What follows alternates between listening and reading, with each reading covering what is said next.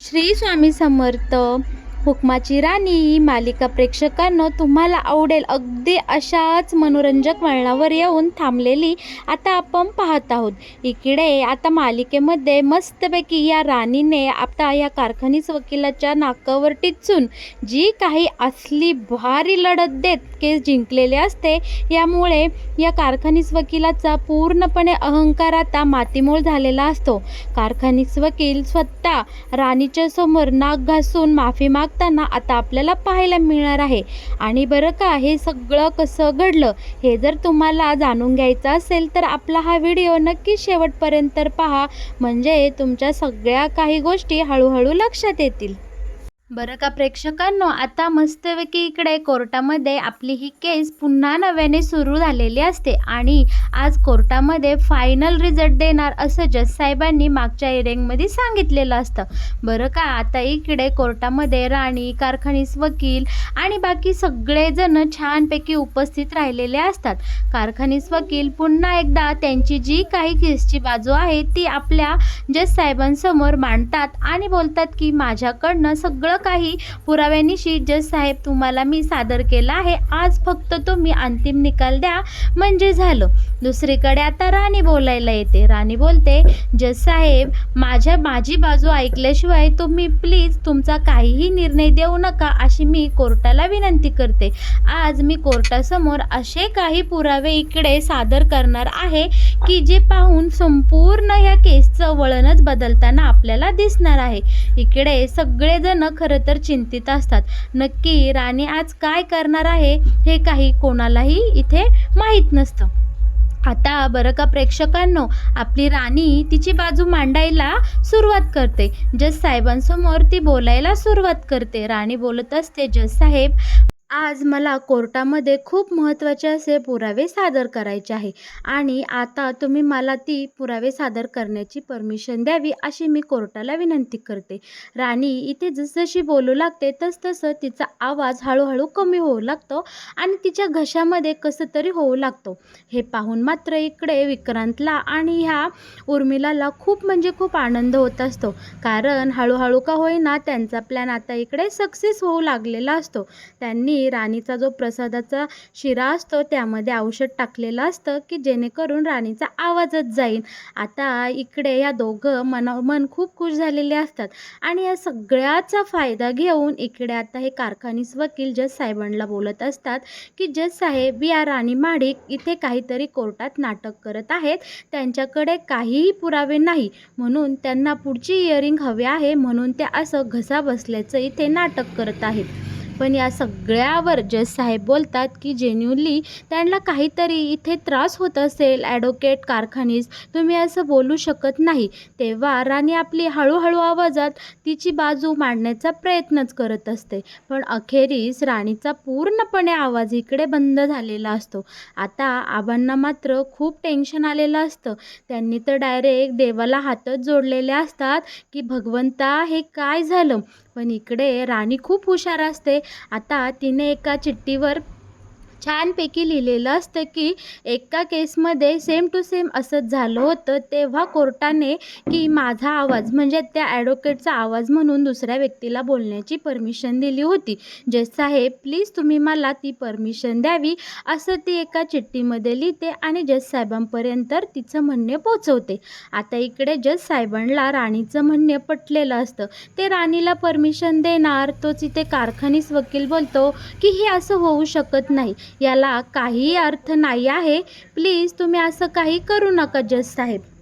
तेव्हा आता जज साहेब कारखानी वकिलाला चांगलंच झापतात आणि बोलतात की तुम्ही मला शिकवू नका की मी काय निर्णय द्यायचा आणि काय नाही. मी ही केस चालू झाल्यापासून ऑब्झर्व करत आहेत की कारखानीस वकील तुम्ही प्रत्येक वेळेस मला किंवा कोर्टाला काहीतरी असं शिकवण्याचा प्रयत्न करत आहात आणि ही गोष्ट माझ्या चांगलीच लक्षात आलेली आहे. त्यामुळं ॲडव्होकेट कारखानीस तुम्ही अजिबात इथे काहीही मध्ये बोलायचं नाही. हा पूर्णपणे माझा आणि कोर्टाचा निर्णय असेल की राणी महाडिक यांना त्यांचा आवाजात बोलण्यासाठी किंवा मदत होण्यासाठी मी कोणत्या व्यक्तीला परमिशन द्यायची किंवा नाही. इकडे आता जज साहेब राणीला परमिशन देतात की तुम्ही तुमची बाजू मांडण्यासाठी एखादा व्यक्ती इथे आता ठेवू शकता. आता प्रश्न येतो की सगळ्यांसमोर असतो तो म्हणजे की राणीचा आवाज म्हणून इथे कोर्टामध्ये नक्की बोलणार तरी कोण. तितक्यात तिथे आपला हिरो म्हणजे इंद्रा मस्तपैकी एंट्री करतो आणि बोलतो, मी होईल माझ्या राणीचा आवाज. आता मी तिचा पेपर लिहिताना हँडरायटर झालं होतं, आता मी तिचा आवाजही होईल. पण या सगळ्यावर सुद्धा या कारखानीस वकिलाचं ऑब्जेक्शन असतं आणि तो बोलत असतो, ऑब्जेक्शन मिलॉर्ड, तुम्ही असं ह्यांना परमिशन देऊ शकत नाही, कारण तुम्ही यांना सख्तपणे सांगितलं होतं की तुम्ही कोर्टात येऊ शकत नाही. यावर जज साहेब बोलतात, मी असं बोललो होतो की हे इथून पुढं काही इयरिंगला हजर राहणार नाही. पण आता मला असं वाटतंय इंद्रजित माडिक यांच्या संपूर्ण लक्षात आलं असेल पाठीमागच्या वेळी त्यांच्या हातून चूक झाली आहे आणि आता ते इथल्या कोर्टातल्या सगळ्या कायद्याचे पालन करेन आणि सूचनांचेही पालन करतील. आणि तसंही मी म्हणल्याप्रमाणे ते मागच्या इयरिंगला इथे कोर्टामध्ये हजर नव्हते, त्यामुळं त्याचा काही प्रश्नच येत नाही. आता इकडे कारखानीस वकिलाची पूर्णपणे बोलती बंद झालेली आपल्याला पाहायला मिळणार आहे आणि आपला इंद्रा मस्तपैकी राणीचा आवाज बनून इथून पुढची केस कसा लढतो हे पाहायला तर आपल्याला खूपच मजा येणार आहे. आता जज साहेब बोलतात की पुढची कारवाई तुम्ही सगळी चालू करा. तेव्हा आता राणी आपल्या इंद्राला चिठ्ठीवर एक एक मुद्दा लिहून देतो आणि त्याप्रमाणे इकडे इंद्रजित राणीचं म्हणणं कोर्टासमोर मांडत असतो. पहिला मुद्दा तर असा की इथे इंद्रजित बोलतो की तुम्ही पहिलं तर जे काही हँडरायटिंग एक्सपर्ट आहेत त्यांना आता इथे कटघऱ्यामध्ये बोलवण्यात यावं. आता इथे हँडरायटिंग जो एक्सपर्ट असतो तो कटघऱ्यामध्ये येतो. आता इकडे इंद्रजित बोलू लागतो की जज साहेब, हा माणूस माझ्यासमोरून पळून जात होता आणि पळता पळता मी त्याला पकडून इकडे जेलमध्ये आणलेला आहे. हा कशासाठी पळत होता तुम्ही याला विचारू शकता. तर इकडे जज साहेब विचारतात, तर तो जो आहे तो एक्सपर्ट तो बोलत असतो की मला गावी जायचं होतं आणि गावी जाण्यासाठी उशीर होत होता म्हणून मी लोकल पकडण्यासाठी पळत होतो. या पलीकडे माझं दुसरं काहीही कारण नव्हतं. तर आता इकडे इंद्रजित बोलतो की काय खोटं बोलत आहे हा माणूस, मला पाहून पळत सुटला आणि खुशाल म्हणतो की मी सहजच पळत होतो. जज साहेब, तुमच्यासमोर मी आता माझ्या हँडरायटिंगमधल्या सह्या करतो आणि तुम्ही या एक्सपर्टला विचारा की या सह्या सेम आहे की नाही.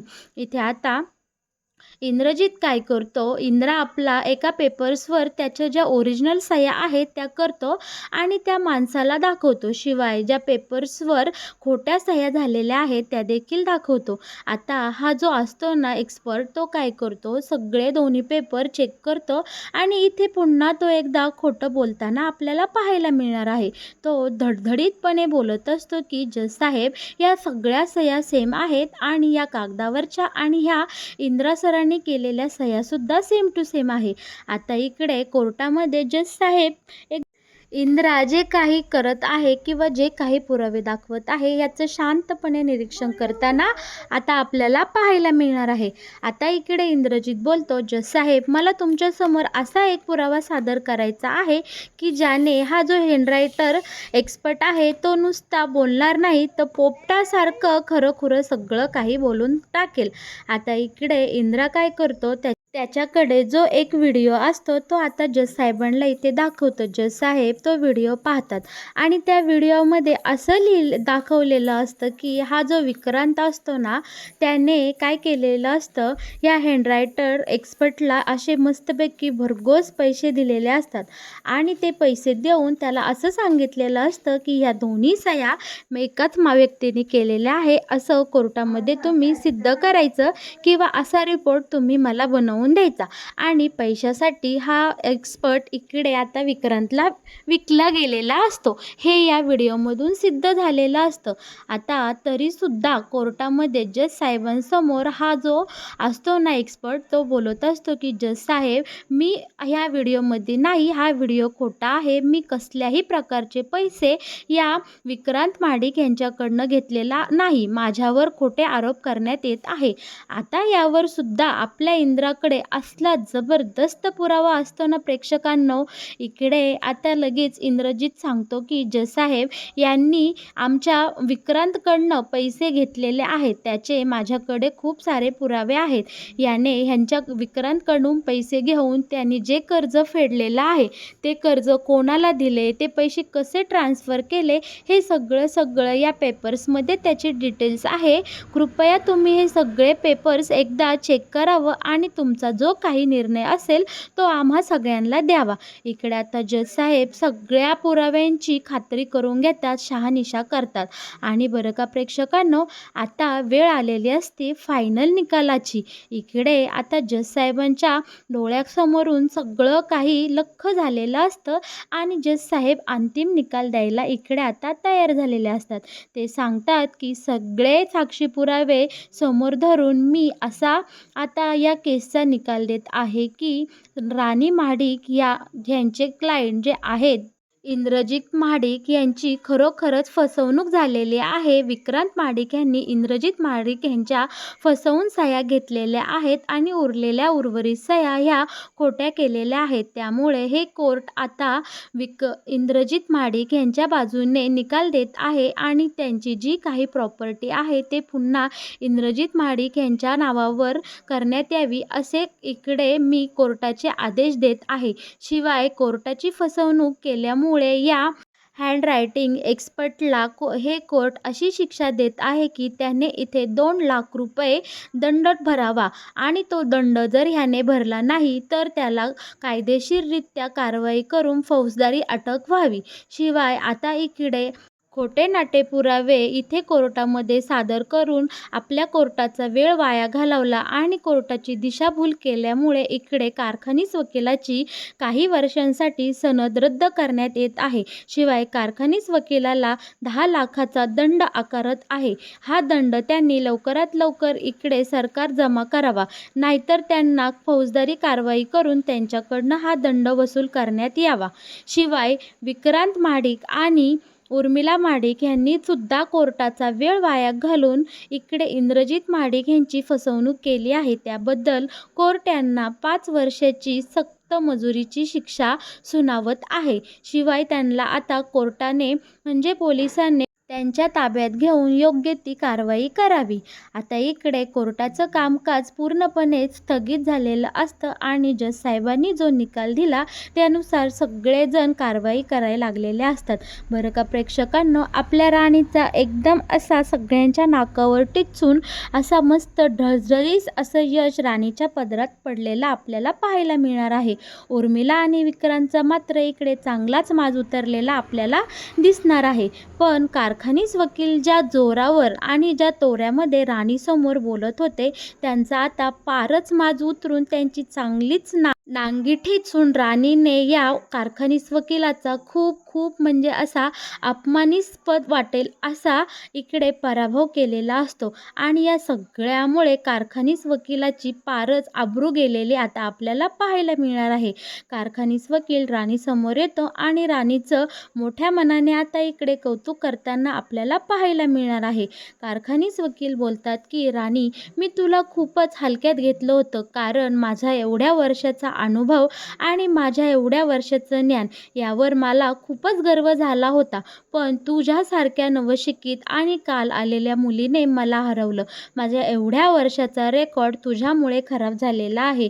पण ठीक आहे, असो, तुझ्या या जिद्दीला आणि तुझ्या चिकाटीला माझ्या या सिनियर वकिलाचा एकदम सलाम आहे. आणि हो, मी जसं तुला ज्या पद्धतीने कोर्टामध्ये कमी लेखलं आणि तुझी कोर्टामध्ये इकडे बदनामी केली त्याबद्दल मला तू माफ कर. इकडे आता कारखानीस वकील डायरेक्ट राणीसमोर नाक रगडून सॉरी म्हणताना आपल्याला पाहायला मिळणार आहे. कारखानीस वकिलाने मोठ्या मनाने इकडे राणीची माफी मागितली आणि राणीनेही मोठ्या मनाने इकडे कारखानीस वकिलाच्या सिनियरपणाचा मान ठेवत त्यांना माफही केलेला आहे.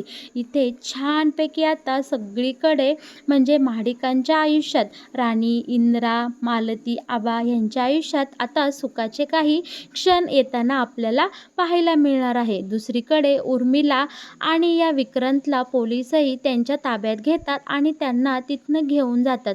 सगळं काही दुःखाचं सावट आता इथे थांबलेलं असतं आणि राणी इंद्राच्या आयुष्यात काही सुखाचे क्षण आता नव्याने डोकवू लागलेले असतात. या सगळ्यामध्ये मात्र रत्ना आणि अजित हे खूपच असे शांत झालेले आपल्याला पाहायला मिळणार आहे. खरं तर त्यांना इकडे विक्रांत आणि उर्मिलाविषयी वाईटही वाटत असतं. कितीही काही झालं तरी रत्नाईच्या पोटचा मुलगा आहे तो. पण रत्नाई इकडे आता विक्रांतला चांगलं सुनावते की नेहमी बाळा सत्याचाच विजय होतो. मी तुला चुकीच्या मार्गावर जाण्यासाठी खूप वेळा अडवलं पण तू माझं काहीही ऐकलं नाही. आता तू तुझ्या कर्माची फळं भोग. यामध्ये मी तुझं काहीही साथ देऊ शकत नाही. आणि आपल्या आबाला आणि मालतीला मात्र इतका आनंद झालेला असतो. त्यांना राणीचा इतका अभिमान वाटत असतो ना प्रेक्षकांनो, खूपच छान. आबा लगेच देवाचे आभार मानतात, हात जोडतात आणि म्हणतात की स्वामींच्या कृपेने आणि राणीच्या यशाने, राणीच्या जिद्दीने आपण ही केस जिंकलो आहे. चला आता आपण सगळे आनंदाने आपल्या घरामध्ये जाऊया आणि सुखाने नांदूया. तर मग प्रेक्षकांनो, कसा वाटला हुकमाची राणी या मालिकेत येणारा हा नवीन ट्विस्ट? तुम्हाला आवडला ना? तुम्हाला जर असेच या मालिकेत येणारे नवनवीन ट्विस्ट सगळ्यात आधी पाहायचे असतील तर तुम्ही आपल्या या चॅनलला नक्की सबस्क्राईब करा. आणि हो, आपल्या या व्हिडिओला लाईक केल्याशिवाय अजिबात पुढे जाऊ नका. धन्यवाद.